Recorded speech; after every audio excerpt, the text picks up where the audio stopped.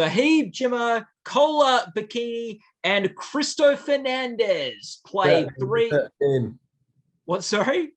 I said, what's happening? Wow, what's happening? Hey guys, good to see you. You're three of the soccer superstars from AFC Richmond's Emmy-winning Ted Lasso. I'm Matt Noble of Gold Derby, and I wanted to firstly just ask each of you to say, what do you believe is Ted Lasso is? What do you believe about Ted Lasso? Start with Cristo. What do I believe is Ted Lasso? As in, like, what it is Ted Lasso? What do you believe the show Ted Lasso is?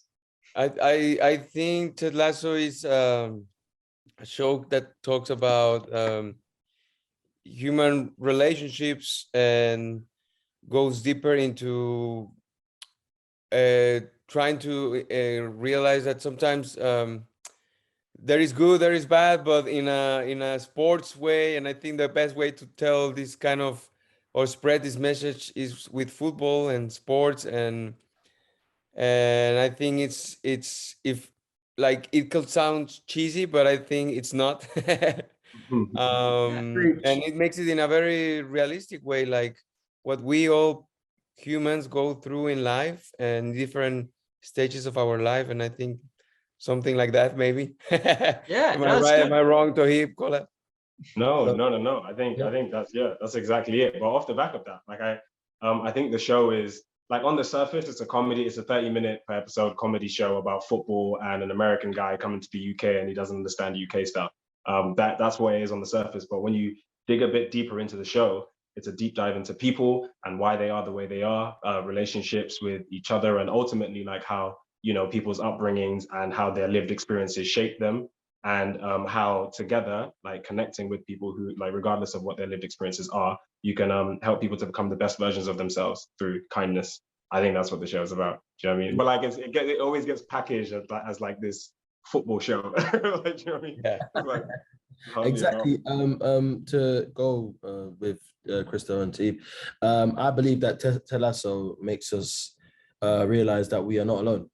You know, in the struggles that we have in day-to-day life, you know, you're not alone. Sometimes you think that I'm the only one that's going through mental health. I'm the only one that's juggling, you know, all these emotions, but you're not. Everyone's going through it, trials and tribulations through their life. And I believe also that Ted Lasso is family, and Ted Lasso is friends, and Ted Lasso makes you believe that, I don't care about being corny. It makes you believe that, you know, what, it's okay to be nice. Yeah. It's okay to be kind. Yeah, it's not boring. It's just okay to be nice. You know, that's what I believe that Ted Lasso kind of represents. Yeah, and look, I don't think Ted has ever worried about sounding corny. I don't think he's ever. I don't think there's ever been a consideration for him. So why should it be for you guys? What is, like, when you have a scene where you're all together, what is that dynamic like? What is that culture like when you get the AFC Richmond team together? Like the barber scene. Like the what, sorry? Yeah. Like the haircut scene. It's chaotic. It's chaotic. It's a mess. Like, it's a nightmare trying to write it. Because also, like, you've got us lot, the actors, but you've also got the rest of the supporting artists that make up the whole of the team. So it's just like, it feels like there's like 20 of us, all like young boys. It is like heavy on like Y chromosome energy. Like, it's tough, but it's fun. Like, I think, we just get on. Like, we're like a gang of brothers. But you know what I mean? It's really cool. Like, we're always laughing, usually playing cards. We help each other, you know. We help each other, you know. It's not a competition, you know. It's building blocks like Lego, you know. It's like everyone is, you know, helping each other. And, you know, even in the haircut scene, 90% of that was improv. Do you know what I mean? Isaac doesn't even say anything. So it's like, it just shows you that everyone's just helping each other, and everyone is weirdly, everyone gets along. Well, shouts out to That being said, these two, Chris, I know they're being nice now, but like at work, these guys bicker like kids. Like, I don't know what it is with Cristo and Kola, but like it's like Kola, like Cristo making fun of like Kola's accent, and then like Kola going, you know, like just saying something in Spanish, and like it's like ridiculous bickering between the two. Is love-hate relationship. And I love him. Yeah. And guys, no need to be on your best behavior today. Okay, like whenever. Remember you said it. Remember? Yeah, you said that. Yeah. Me and Cristo have been having this banner for about 3 years now. It hasn't got old yet. 3 long years. But you know what? I love Cristo. He knows I love him, innit? You know what I mean? I got to get a rise out of him because he can't just be like, hey, what's going on, man? No, it's true. every day, like. Nah. But it's almost when you do have that strong sort of camaraderie relationship, like it gives you that permission and that comfortability to be able to have a go at each other. Yeah, 100%. Yeah, I mean, I think he can shout on this. yeah. No, like it's just part of that teamwork. Like we've been together. This is I personally think, and I think the best thing that could happen. And we're going through so many changes in our lives, and we're all going through them together, and we're growing, and yeah, we're a sports team, and we are also, you know, cast members, but also friends, and it helps us bonding on set, out of set, and I think that's why we allow ourselves to joke around so much. And the great thing is that we've created friends, and also that talks about a lot how much like the people in charge of the show, how much they care about this, because like so many stories to tell, but it's been same cast, same crew, 3 years, and that makes everything more special, you know. Yeah. No, and Toheeb, how does as a cast, like how is it like being on a sports team, being in the Ted Lasso cast? It's really cool. Like these guys were saying, when we have to do like the football stuff, when we have to do the stunts, when we have to like record that stuff, it's great. Like we're always helping each other. We have varying different levels of experience playing football. I'm very good at it. I'll let the rest of the guys speak for themselves. Like it's just, do you know what I mean? If there's something I can't do, Kola can do it, and he'll teach me how to do it. There's something Kola can't do, Cristo can do it, and Cristo will teach Kola how to do it. So in a way, like our relationship as actors on set mirrors the relationship of our characters as team members on a team. Like we're going through it together. Like it feels like I've been on a sports team for 3 years now, and these are the same people that I go out onto the pitch with every year, you know? Who's the best football player out of you three? I mean, come on. I don't know. Somebody's saying this guy over here. Actually, wait. If we're being serious, yeah, I think it might be Kola, you know. Oh no. If we're being serious, I think it might be because like, actually, wait. I'm saying that, but like Cristo hasn't. I've never actually seen Cristo. Like we haven't seen you properly play. Like we haven't in those organized matches. Like, no, you know what it is. I believe that in certain areas, I don't ever say, "Oh, you're a better footballer," because everyone plays different positions. Me and Cristo do. Yes, you do. Yes, you do say you're a better footballer. Don't. Why are you trying to lie just because you're on the interview now, bro? this guy. Oh my goodness. Kola thinks he's the best footballer. I'd say different people do different things well. Cristo's a midfielder, Kola's a striker. I'm the best defender on the team. You know, everybody's I can't lie. In the world and in all. I'm a great defender. Thank you you are a very good much. defender. He loves a tackle. I'll tell you that, mate. This guy loves a meaty tackle. Cristo step on everyone's foot. Cristo's got the tricks. Cristo's got the tricks. Me, I'm just meat and veg. You know, I turn up and do my job. You know, Now, Exactly. Season 2 of Ted Lasso, a lot of characters dealing with a lot of big, heavy stuff. There's a funeral. There's the mental breakdowns and all this sort of stuff. Cristo, you had to have uncomfortable shoes. How was that? How was that for you approaching those scenes? Well, I specifically asked to have very uncomfortable shoes, so they were very uncomfortable. They were uncomfortable. Make everything easier. Very good. But no, it's also very funny that so many so many people, especially women, related to that to that pain, to that feeling of being having to wear fancy shoes in certain places and pretending to be cool, but it's not cool. So that I think it's funny. I think it's funny, Cristo, because like you, as you just like pointed out, Matt, like so many people are dealing with like so many like big issues, and like Cristo, like with Danny Rojas, like often out of us the players anyway, like you often get relied on to like be the comic relief when like like Isaac's going through whatever he's going through and he's not playing well on the pitch, like, and then it just cuts back to Danny Rojas and he's killed a dog. He's got RIPL written on his shoe. He's wearing uncomfortable shoes. He's like cursing someone out in Spanish. So yeah, like I think that often goes on Cristo is a fantastic actor. Brilliant. And if you want to be an Emmy Award comedy-winning series, you need comic reliefs. Like, you don't have those comedic beats, you're not going to win that award.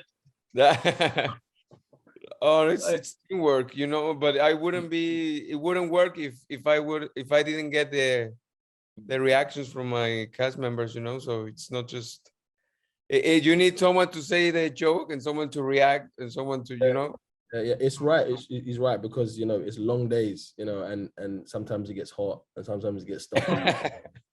Sometimes you're like, you're in a locker room, so you have to be in the room, and if we didn't get along, it would be use a word. It'd be tough. Yeah, it'd be tough. Yeah. And Toheeb, you had a lot to do this season. A relationship with Rebecca. You had to decide whether you were going to transfer. You had to also, on top of that, like you had issues with the particular sponsor of the club. How did you approach that sort of step up in terms of all the storylines and balls you were juggling this season? I thought it was great. Like I was dying for it. Like I was in a place where I felt like I wanted more to do, and like I relished the challenge. It was cool though, because when you start the first season, like Sam's this little kid who's come from Nigeria and he's in a new place with new teammates and he hasn't quite figured himself out. Like he hasn't found where he fits in the team. He's being bullied by Jamie a little bit, and to go from that 20-year-old to then the 21-year-old in season 2 who's established himself as one of the best players on the team. Like he's the face of this new ad campaign. He's confident enough to say no to all of this money, no to this ad campaign. Like he's confident enough to date this older woman who's his boss, who's in charge of the team, who pays his bills, and be cool with it and like see her for who she is and not just what her status is. Like he's confident enough to say no to this big money transfer to be the star of this new team. And so like I thought the arc for Sam was incredible. Like by the end of it, even though it was 1 year different, he feels like a different person. Like he's going into a business venture, he's opening a restaurant. He just feels like he's able to stand on his own 2 feet. And so like for me, Sam felt like that's the Ted Lasso case study. Like Ted Lasso comes in not to win the Premier League, but to turn Sam from that 20-year-old kid who hasn't found himself in the UK to the 21-year-old kid who can do all of these things that we see him do in season 2. And I was so glad to see it happen. Click. Yeah.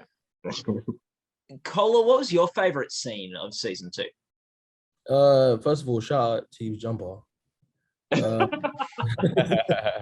This is a lit jumper. I can't lie to you. I love it. Yeah. Jumper, beautiful. My favorite scene, I've already mentioned it. It's the haircut scene. I think I mentioned in something else that it was, as an actor, my career. It was one of my favorite, moments. You get little moments where you're like, I'm gonna remember this forever. Basically, it was just a vibe in the room where it's like, there's a certain times in your life where you can just be yourself and express yourself. And now I look back at it, I'm like, what the hell was I doing with that twirl and whatever? But it's just certain moments when, everyone just amps you up to like, yeah, we got this. You know what I mean? It was end of the day. It was the fourth quarter. Everyone was tired. Everyone was, had a long day. Everyone was hungry, whatever. But everyone is pulled up, and I was like, I really, really appreciated that because I had a lot of actions. I didn't have any words. I had a lot of actions. But that was one of the moments where I really, really, I loved it.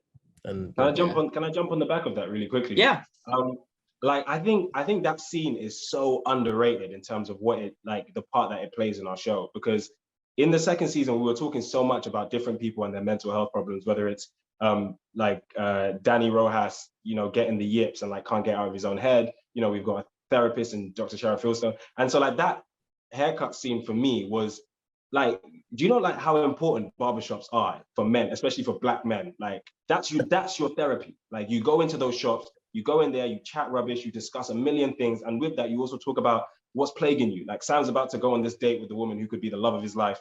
And he's got his whole team around him, all these men around him. He's getting this fancy ass haircut, but it's also just a place to like de-stress you. You're about to go on this magical, magical, magical date and you want your boys around you. So like, the theme of season 2 was massively, mental health and especially, men's mental health. And I think that haircut scene is such an underrated part of it because that's what it is, especially for Black men. Like people watching that will go, that's my therapy session with Dr. Sharon Fieldstone, that haircut. Like, do you know what I mean? Yeah.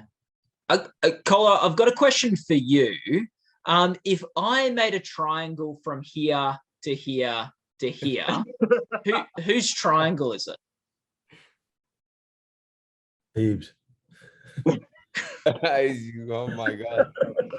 How do you find out about that? It's the most stressful game ever. Who told you about that? Who told you about that? I do good research. I do my research. Hey. Who told him about that? It was Phil Dunster. Oh God. Billy's the one. That's the main culprit of that one, mate. That went for about a week. That was everyone was talking about this. Yeah, man, no. If I do no. No, but wait. Yeah, people are gonna Google that now.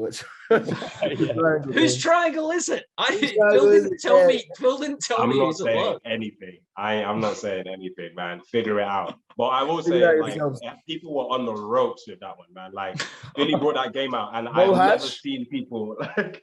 Mo Hashim was. He was 2.5 hours. 2.5 hours of going. I'm trying to. It's crazy. Don't bring it up. It'll bring up really, really, really bad memories. There's no surprises there playing that game. Yeah. Oh, so sorry for reopening an old wound, guys. A question. I spoke with Brendan Hunt earlier too, and he said it would be good to ask each of you or everyone on the cast that I spoke to, who's your favorite member of the crew? Okay. I have to say my hair and makeup artist, Nikki Springle, because if I don't, she'll kill me and she'll kill you and she'll kill all of us because she's lovely. But I have to say Nikki Springle. But we have a lot of people. I don't want to like steal any of you guys' one, but I also want to give a shout out to Lauren, one of our runners and third ADs on the first season. She came back and did a couple of days on the second season. But like, honestly, like if you're interviewing anybody else, like from the cast, like bring up Lauren. Like just bring up Lauren Brown and see how people respond, because she was unbelievable. But Nikki Springle is my first answer. I'm saying that so she doesn't murder the three of us. Cristo? Yeah. I mean, like Toheeb says, it's hard to say just one person, but personally, like, I mean, I love everyone in the crew, but I will say now Jackie Levi and all the costume department, and especially because they are they're really supportive and the challenge, because we're so many in the cast and everyone is so different, and personally for me, always trying to listen to my ideas, and then we can collaborate together and see what Dani's gonna wear and what Dani will say in the shoes, or like whatever things gonna have there, and it's just amazing. It's just amazing, and all the costume department, yeah, cool. My one, I mean, everyone's great, you know, but my one's obviously you got to shout my boy, my Charles Abaro, like Charlie, he's my boy, you know, he's everything, you know, he's my boy, he's my, you know, he's all of our boy, and you know, so I mean, Charles, I love him. He's actually my friend outside, my friend, you know, in the show. He does everything, and then when he talks, you know, everyone listens. I was gonna add to that. Charles was one of our He was one of our third ADs on the first season. Yeah, he was third AD on the first season, I think. And he didn't come back with us for the second season. He was doing another job, and there's like schedules, the dates didn't work out. But one day he just pulled up just to like come and say hello. And I've never seen everything on set like stop for everyone to just turn around and be like, "Yo, Charles!" Everything stopped. Crazy. Everything stopped, and I'm talking about the whole shoot production stopped to just to shout out Charles. This is how much he's a legend. He's a legend. Amazing person he is. He does everything hands over backwards for us.